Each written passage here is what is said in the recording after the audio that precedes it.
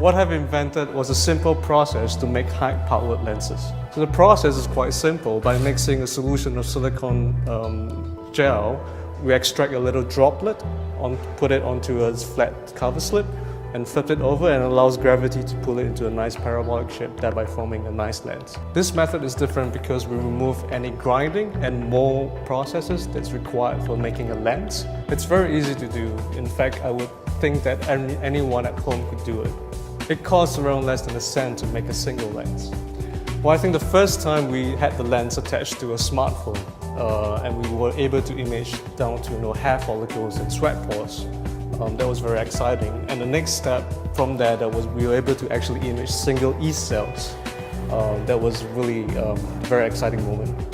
It will be very useful for the developing work because of the cost of lenses that's required to do microscopy images. And what this has done was to reduce the cost by 2 orders of magnitude.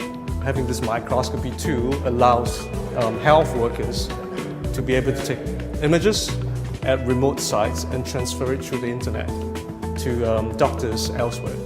A farmer could actually take the lens onto the field, attach it to their smartphone, take a photograph of the pest and send it to the lab for diagnostics. So no longer we are very much restricted by the lenses you buy off the shelf. What you can really do now is actually make it at home and tailor it to your purpose.